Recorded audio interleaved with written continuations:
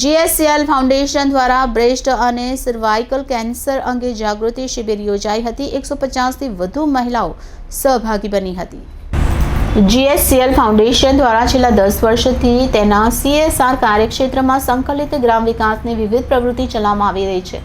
Foundation દ્વારા ચાલતા મહિલા સશક્તિકરણ કાર્યક્રમ અંતર્ગત મહિલા આરોગ્ય જાળવણી અને આજીવિકા સમૃદ્ધિ અને મહિલા સ્વાવલંબન અર્થે વિવિધ વિકાસલક્ષી કાર્યક્રમોનું અમલીકરણ કરવામાં આવી રહ્યું છે, જેના સંદર્ભે આશીર્વાદ foundation Ahmedabad, ICDS Amreli, national health mission અને હનુમંત હોસ્પિટલ મહુવાના સંયુક્ત ઉપક્રમે રાજુલા તાલુકાના સમઢિયાળા 1 ખાતે બ્રેસ્ટ અને સર્વાઇકલ જાગૃતિ શિબિરનું આયોજન કરવામાં આવ્યું હતું।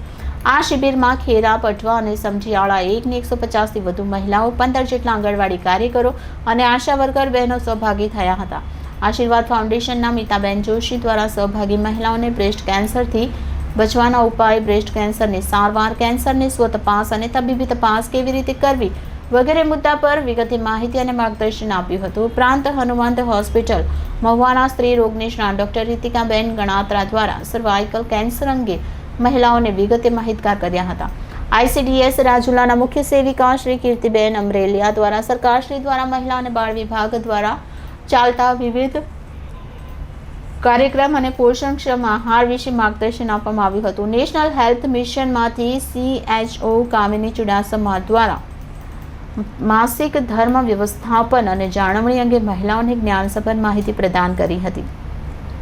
આ કાર્યશિબિરમાં GSCL લિમિટેડના સિનિયર મેનેજર શ્રી આરિફભાઈ માજોટી, જીવાભાઈ મોરી, NHMના મેડિકલ ઓફિસર ડોક્ટર ભાદરકા સાહેબ, ઉન્નતિબેન અને સમઢિયાળા ગામના સરપંચ રવજીભાઈ ચૌહાણ ખાસ ઉપસ્થિત રહ્યા હતા।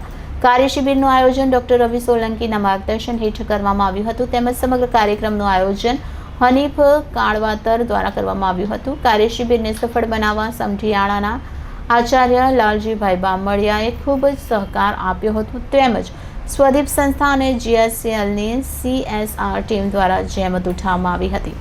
Reporter Mukesh Dabhi, city gold news, Jafrabad.